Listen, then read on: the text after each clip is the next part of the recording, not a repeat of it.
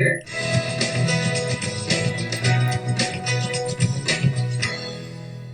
And today's guest is Cecilia Copeland, playwright, artistic director, one of the women that are out there doing what they do to make theater and the arts amazing. Hi, Cecilia. Hi, Coney. How are you? Good. I'm really good. Your company, NYMadness. Tell me why you started a company. What's it about? Why are you the director? Yeah, I mean, it's funny because you asked me, I'm fixing my hair here now that I can see myself. You asked me what the name of the company was, and the name of the company, Madness, that actually originated at Ohio University, where I went to grad school, and there's a Madness in Minneapolis and one in Chicago. And they are Minneapolis Madness, Chicago Madness, and we are New York Madness. And so a madness is a particular kind of theatrical event. It's a 1-week play festival where a theme is given out 1 week ahead of the event, and then playwrights go away and write a short piece based on that theme. So then the week itself becomes like a time capsule. Cool. My cat might join us. This is Foggy right here. Foggy sort of wants to be a star. Yeah. Yeah. So I mean, what I love about it is the immediacy of it. You sort of mentioned the liveness. What is particular to a madness is that anything that's happening politically, economically, artistically that week can make its way to the stage in a very quick turnaround. So, I mean, in some ways it's like SNL because they're commenting on what's happening that week, but in a madness, we're not just doing comedies. We're also doing, serious dramatic pieces. So, yeah, so that's what a madness is. And just in the last year, we've been expanding, looking at taking what we've done, these short pieces, and expanding them into full-length works and seeing how we can support that and start making some short films out of these. But that's what we started as, is this particular kind of event, and focused on emerging writers. Now, how often do you do these? We have been doing them about 6 times a year. Mm-hmm. But I have some very exciting prospects that I can't give too many details about, but we may be getting a permanent home next year. We would be in a company in residence at a theater in New York, and it would mean we would go from doing it 6 times a year to 12 times a year. We would do it once a month. So yeah, thanks. It's very exciting, and it's a big uptick in the amount of work that we would do, but at the same time it's less work because for me as an artistic director, the last 6 years I have had to find a different space every time we've done Madness. And you know what that's like. I mean, New York space is the main problem, whether it's housing or renting a theater. It's the most expensive thing that you have to deal with. And I've been very fortunate that a number of theaters across the city have brought us in and either given us reduced rates or free rates, or they charged us full price. Sometimes they did that too. But I was able to convince them to do a 1-night event when most theaters don't want to do that. They want to rent a theater for an entire week. So it's really hard to get a 1-night event, but a number of theater companies and theaters in the city said yes. I think I was just really persistent. I mean, it's a good idea. It's rooted in the Living Theater with Judith Malina with we need to talk about what's going on, and I think that's wonderful. Talk about political theater, talk about civil action. This is actually where it's happening. I applaud you for that because I think it's fascinating. Tell me a little bit about yourself as a playwright. Why are you a playwright? How did that happen? I mean, I know my story. Everybody has a story. Let's hear yours. Yeah. Well, I mean, I started off as a writer, being a poet, and I would write in my journal. I kept journals all throughout my childhood. And then I started dancing. I was a big dancer in high school and college. And I was an actress too, but dancing was a big passion of mine. And then I suffered a really bad hip injury in college. And that put me on crutches for 2 weeks.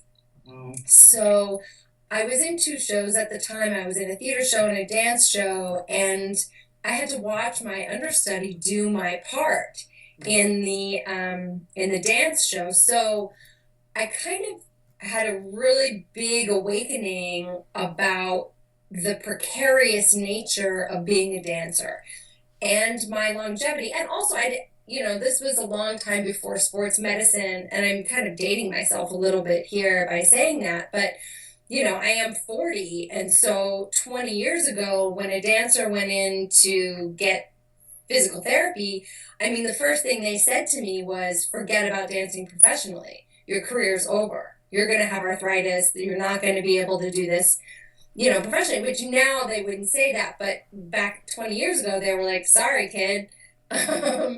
So that kind of pushed me more towards theater. Well, that's funny. I didn't aspire to be a dancer, but being a theater undergrad, I had to take all kind of classes as well in movement for actors and dance. And I've always had the focus in playwriting, but I was told back then that my back was so bad, I ended up on crutches. I ended up finding out back injury, and I was told I'd never even be able to have a child. And I have two daughters, so I have no faith in the health industry. I just don't, especially when it comes to the mastering your body. So, but the fact that it brought you to writing. So what inspired you to be the writer? What transitioned you out of dance and into writing? Right. Well, I mean, I went from dance into being an actress, and I went to Stella Adler Conservatory in New York because I got really serious about it when I transitioned into acting, because I had already had well over 10 years, going on 15 years of hardcore, ballet training, real, structured training. I already had a discipline when it came to arts and mastery. And so I was looking for that in acting. And I had a teacher, Mary Beth Easley, who sent me to Stella Adler in New York. And they asked me to stay and join the conservatory, which I did. Wonderful. And funnily enough, after 2 years of really rigorous, intense study, I came out of Stella Adler, and I really felt myself to be an artist in a way that I never had been before. And so I was looking to express myself and be in conversation with the world in a serious way, in a meaningful way. And that's what led me to writing, because I couldn't have that dialogue creatively as an actress because the parts just weren't there. The parts were not available. So I wrote my first piece that became a short film with a grant from Metro Screen Australia.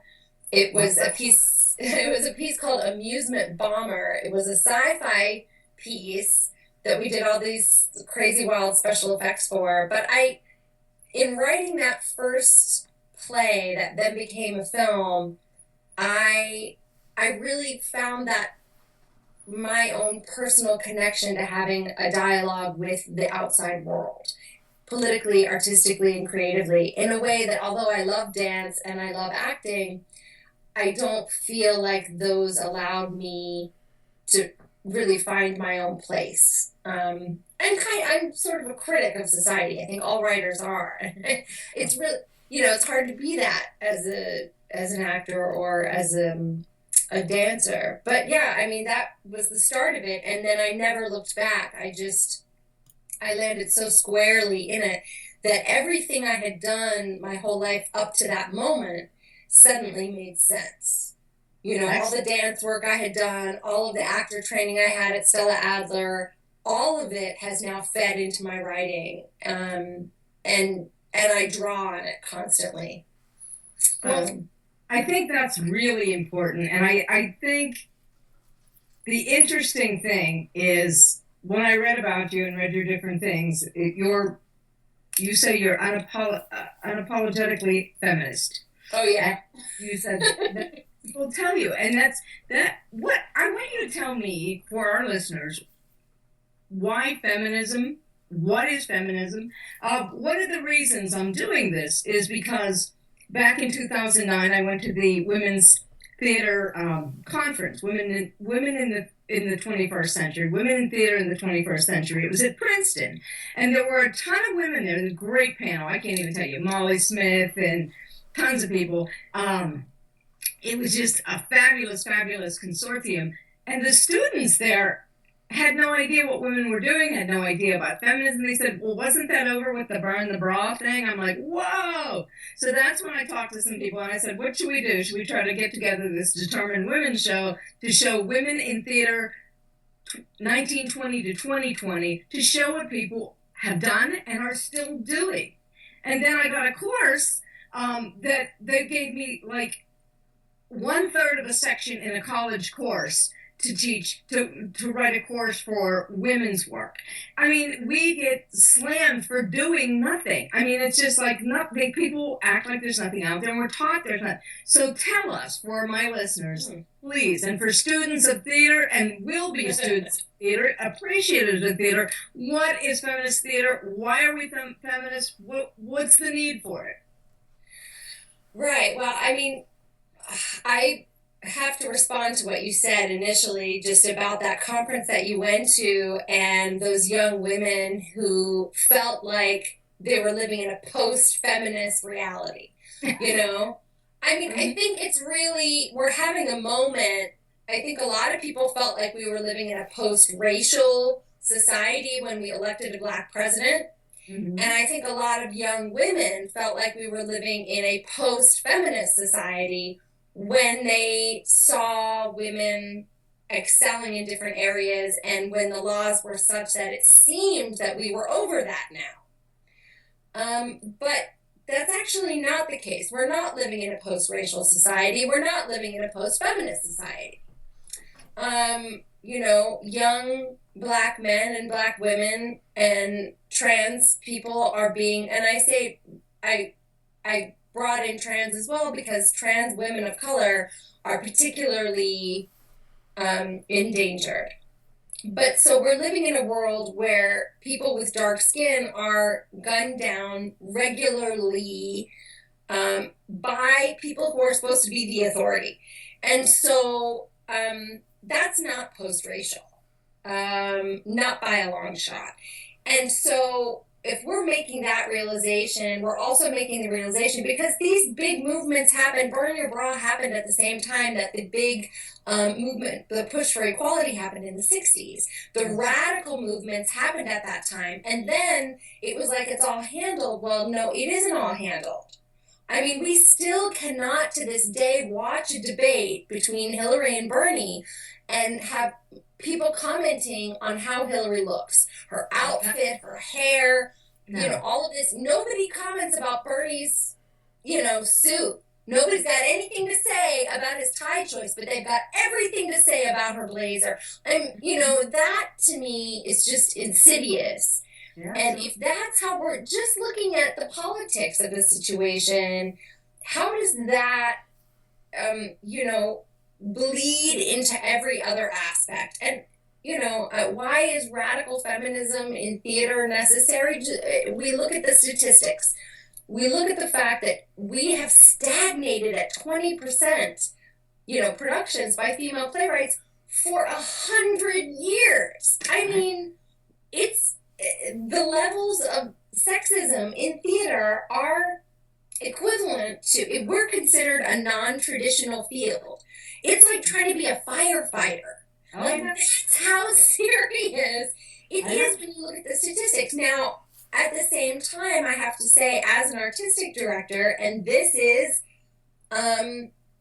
not, I still don't back away from the word feminist. I don't back away from radical feminist. What I want to do, because I now see both sides of it as an artistic director and a playwright, I want us to look at the comprehensive view, a holistic view of what are the barriers to women. And some of those are motherhood.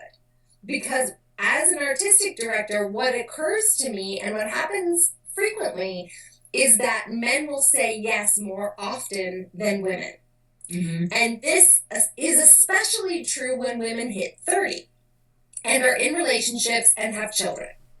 So I'm asking women and men to show up for an event, to show up and take part in, a theme discussion meeting, which is part of the artistic process. You should want to be a part of that. That's where you're going to feed what's going on for the entire room, what's going on for everyone up on the stage.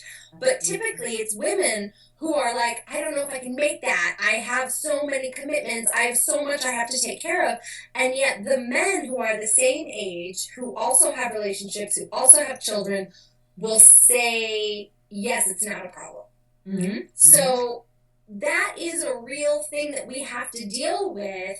And it's a real thing that me as an artistic director, it's harder to produce women. Women don't say yes unless there's more money involved, unless it's a better deal. Men will just say yes. They're like, yes, I'll figure it out. Women have a lot more that they're taking on in other areas, not to mention getting paid, 70 odd cents on the dollar. So financially they're strapped. Just, already they're financially disadvantaged. It's harder for them to say yes. And I don't want to tell women not to have kids. I don't want to tell women not to have relationships and family. I want that to be the case. But when we look at how housework is divided up, how child rearing is divided up, a lot of women vanish out of the industry when they have kids. So there's a drain. And what we need to do is look at ways that we can make their participation easier, number one. And number two is we need to also engage in how we change. And this is a tricky business, because how do we change society? Through art. How do we make it easier for them and in their own way to say yes to stuff that they're just like, I can't? Well, I'm going to tell you twice. I was discouraged. Actually, once refused, once discouraged. When I first went to Carnegie Mellon to get my master's degree back in the late 80s, the professor there looked at me, and I was pregnant, and he said, you have your own company, you're working a job here, when are you going to take care of that baby? He literally said that to me. Whoa! Okay, so I put my graduate credits on hold. I was taking a couple classes, and like 1999, I went back to Carnegie Mellon, and I said, okay, I'm going to work here. I'm going to get my degree. And I went into the theater department to get an MFA in playwriting. And the head of the theater department, God rest his soul, Milan Stitt, he wrote The Runner Stumbled, wonderful playwright. And he said, oh, so you want to work and take my program and raise a family? You have a daughter? I said, I have 2 daughters. I said, but I also have a mother, and I have my husband who supports me fully in my degree. And he said, well, I don't think you can do it. Literally shut me out. I went back to the English department, and sure enough, there was a very open man there who said, oh, yeah, sure, if you think you can do it, you can do it. So it's not always the women, or it's the women who have told no before. Because so often we're told no. I won't take no for an answer if it's something I want. You know what I mean? Well, at the end of the day, that's what matters. I have, as an artistic director, I have women who especially have other commitments, and I have to bend the rules for them. And I will bend the rules for them. Absolutely. Not because I want to, but because it's a value to me that I make sure that I am practicing what I preach in terms of 50-50 women and men. Absolutely. And if women have less money and they have more responsibility at home, then it's my responsibility to know that. And if I want to have an even balance, I need to do whatever it is I can, including, Skyping people in. I had 2, women on this last Madness theme meeting who couldn't make it, and we did a conference call to bring them in. Because, for me as an artistic director, it's anytime someone misses that theme meeting, their piece is off the mark. It does not hold water compared to everybody else's. It just doesn't have, you know, the same kind of richness and depth. So I have to do whatever I can to help women who are both financially and not emotionally, but relationship challenged, because we say yes to relationships a lot. And a lot of women are going to say, no, that's bullshit. That doesn't happen. Women don't do that. But me as an artistic director, you know, working with 8 to 9 women 6 times a year for 6 years, those are the ones who have, you know, stuff come up, which isn't to say that I don't occasionally have men do that, but for the most part, it is women. And I'm not saying that we're bad writers. I'm saying that we say yes to other things before our careers. Exactly. And some of that is society telling us to do that. And my job is to make sure that I find ways to make that happen, which is why, you know, when I look at the big theaters, I'm like, look, if I'm a tiny theater company, and if I can, you know, find loopholes and work my tail off to make sure I bring in women, and I don't have the kind of support that they have, then they have no excuse. Right. None at all whatsoever. It needs to be a big houses, though, some of the bigger companies, and you look at the listings, and I see that because I'm on the board of ICWP, and I've done the 2020, and I've done the Applause Awards that for women's, you know, people that advocate the women's participation, and it's really, you know, it's staggering. You're right. We're still at the 20% level. It's still crazy, and I applaud you, Cecilia Copeland. Just for listeners to get you to know you a little bit better, you're there with your cat Foggy. Tell us about it today. We just want to sure. You want to get to know the up close and personal. Absolutely, I am. As a writer, I mean, I have like I said, I have those two sort of different hats: the artistic director and then the playwright. And me as an artistic director, I'm really responsible. I don't have any bad days. I'm always on it. Me as a playwright, I have really tough days. Yeah. I get those days when I get the rejection emails, you know, like the big ones, you know what I mean? The big ones, the ones that you're, you know, sort of holding a candle for secretly. You know, everyone says, oh, just send your submission off and forget about it. I don't know. I don't live like that. I always have a secret hope inside that this time the O'Neill will say yes. This time, you know, the Yale Drama Award will suddenly turn to my piece and say, why have we overlooked this? You know, so I'm not one of those people who can, you know, kind of do that. And that's probably why I'm not a great actress. They have to have really thick skin. I don't. I have just paper thin skin when it comes to rejection. I'm the worst. But what I do have is this constant need to keep trying. Like, I believe in my plays, and I believe that they're my children. I don't have children, but I do have plays, and I think it's my job to try and make a path for them in the world. And, you know, I have 18 years to do it. And if I can't make a path for one of my plays in 18 years, then I did my best. But I really have to give it my all for, you know, a seasonable amount of time. But so, you know, on those mornings, and every morning really, the alarm will go off at about 5:30. And just a few minutes before, Foggy will come over and snuggle with me. The alarm goes off and I hit snooze, and Foggy just knows that I have trouble getting out of bed. It's just like, it's that existential crisis of like, I can't do it. It's not going to happen. I'm not going to make it happen today, or what's the point? You know, nobody needs me. But so Foggy is there in the morning, and always every morning. And then as soon as I'm a little bit more awake and I sit up, and he knows that I'm about to actually get out of bed, then he'll jump down and go to his food bowl.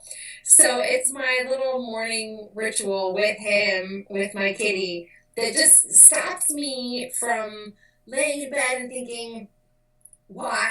What's the point of it all? You know, having that existential crisis. The worst was on a Saturday, Sunday when I didn't have like an early morning meeting, because on those mornings it's easy to kind of do the like self-pity thing.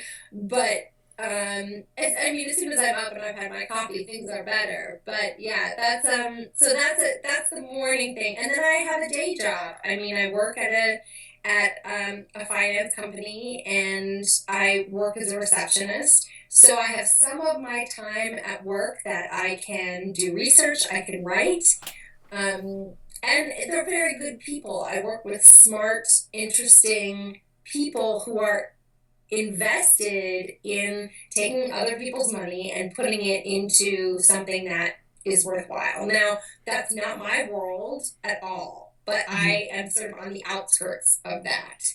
And then at night, you know, I mean, and the day is 8 to 6, so it's a long day. Then after that, I will either go and see a show, or I'll have rehearsal, or I'll have a meeting, or if I'm really lucky, maybe twice a week, I'll go and work out on the elliptical machine for an hour, and then come home and write or try and detox with some sci-fi Netflix, and then go to bed around midnight and get up at 5:30 again the next day. So well, you know, I want to speak to what you said about the depression thing, because that's one of the things I've been doing. It just kind of happened naturally. I've been doing a series of playwright artist depression things where bipolar comes up, and the whole idea of art and madness and art and mental illness. And it was interesting when I started the first one, Turbulence. It was when Philip Seymour Hoffman committed suicide, and Robin Williams. After I did the next year, I did it was Robin Williams, and they were like coinciding with what I was writing. And I thought to myself, wow, this is, no matter how positive you are, you know. But I do find that, don't you find that when you're helping other people embody their writing, when you inspire people to do what you do, doesn't that make you feel better? Like no. No. No, it makes me jealous. And I'll be completely honest with you. I became an artistic director by default. I wanted to create a collective, and I wanted to support emerging writers because I wanted to come into a community and also offer opportunities.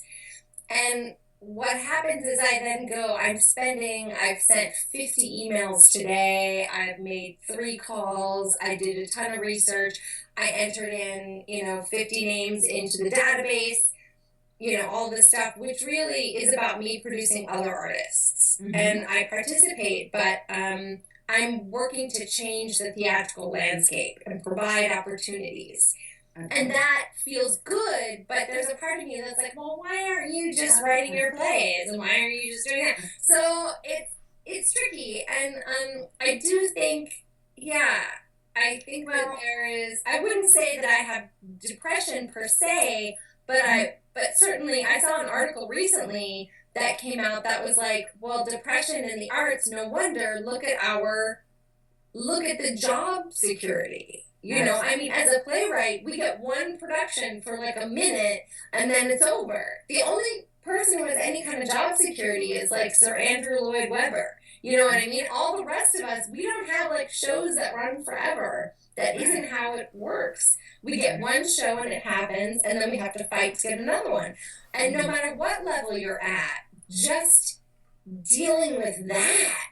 Mm-hmm. I mean, you can be the most successful playwright in the country. You can be Edward Albee and still feel like, well, that production really wasn't what I wanted it to be. And then somebody, it's like, I don't want that person in the cast. I don't want that director. I don't like that set. Like, there's so many things. I mean, fortunately, then it's over. But and the thing is, it's like the actor's motto: you're only as good as your last job. Yes. And but okay, tell me before we have to go, what motivates you to write? You mentioned sci-fi. Talk about one of your favorite plays that you've written. what motivates you to write, and then zero in on one of your favorite works, one of your favorite pieces that you wrote, and when you wrote it and such. Right. What motivates me to write is a combination of things. One being a profound confusion. Like a deep sense of, I don't understand this. Like I'll read an article or I'll see something and I just don't, like, what has happened? I think, how can that happen? How can human beings do that or be that? Or how is it, what is that? And then I'll start researching and I'll sort of fall down a rabbit hole with that question. Excellent. I know it's like right now I'm going through the same thing with, I had a couple deaths in the family, and it's like, why do people get ugly when there's a death in the family? I just don't even get that. You know what I mean? It's exactly. It's weird that you should say that. I mentioned that because it's been happening recently, and okay, so Foggy has now decided he wants to be a star. That's okay. I feel like families do that when it comes to death and weddings.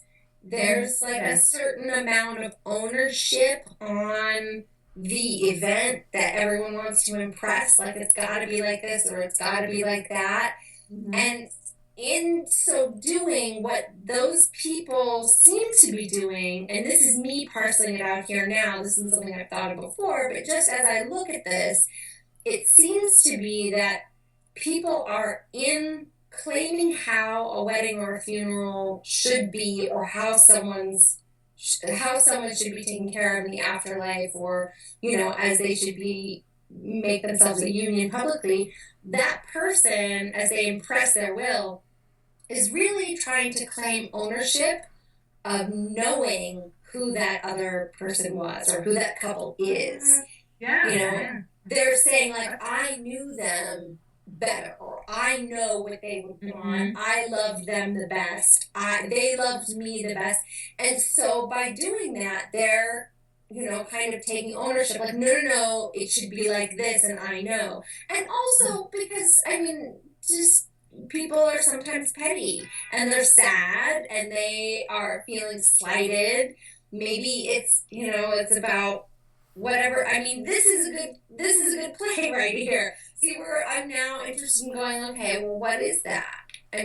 Someone who gives the eulogy and who arranges, the service, and what about the burial, and and also, like, who's able to handle that? Who's able to weather that with regards to a funeral? Some people who love that person a lot or were there for that person are not able to handle it, or my uncle passed away about a year and a half ago, and he was like a father to me, and it was like, who was taking care of things? And there was a lot of judgment in the family about how it should be done and what he would have wanted and what everyone wanted to do. And also, it's like, is it about that person and what they want, or is it about what you want? Yeah, is it the reader or the writer? Exactly. Is it the person who's there or the person who's gone? Yeah, it's like, are we? Yeah, right. Are we having a really interesting way to start your process too? To start and then head. I like your expression, head down the rabbit hole, because that's exactly what it is. But tell me about your special one. What's your favorite play of all your work? Of all my work, I would have to say that Light of Night is my favorite play of all of them. It is the most challenging play that I've ever written. It's the most difficult play. It was initially, it's a combination of two different ideas that I found emerged. It was one of those profound questions. And it's the Persephone myth, which is a myth that's really deeply connected to my life. And then it was the Persephone myth as I saw it overlaid onto, did you hear anything about the Joseph Fritzl case? Ever? Joseph Fritzl is Austrian, and he kidnapped his daughter and kept her in the basement for like 15 years. And she had several kids with him. Some died, some survived. Yeah. right? And so, and then also there was the, you know, the case in Ohio.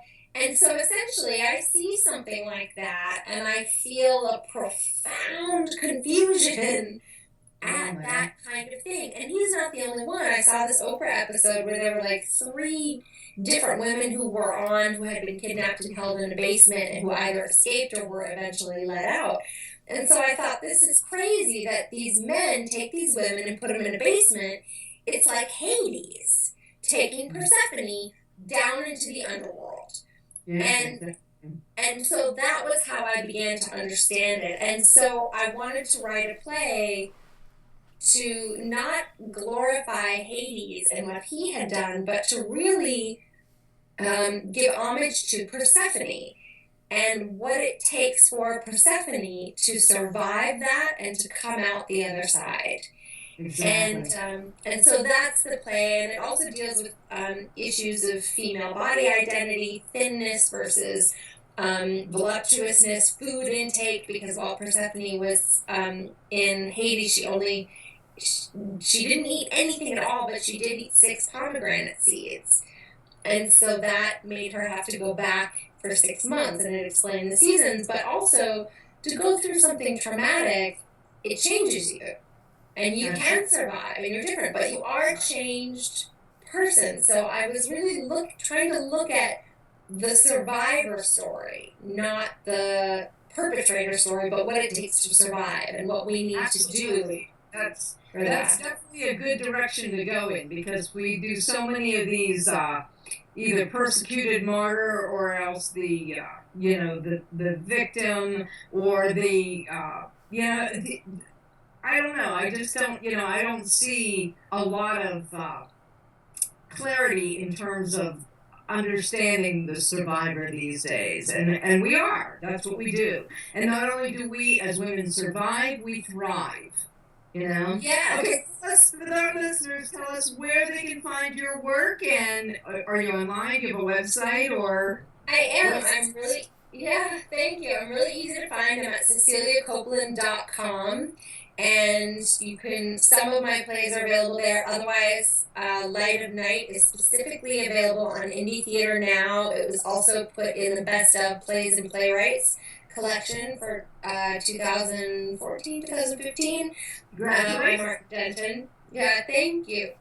It was a Kilroy's nominee, so you should be able to find it around. My other works are either, you can just reach me at, I'm really easy to find, on my website, and then also through NYMadness, which, we have one event coming up, which I'm going to plug, which is Migdalia Cruise on May 1st at Cherry Lane. Thank you so much to Angelina Fiordalisi. She is one of the artistic directors and women and theater makers in the city who has supported our mission for the past many years. We would not have lasted this long without her and Cherry Lane's support. So thank you so much, Angelina. I'm going to her reading tomorrow at 3 o'clock. And it is our Horowitz play.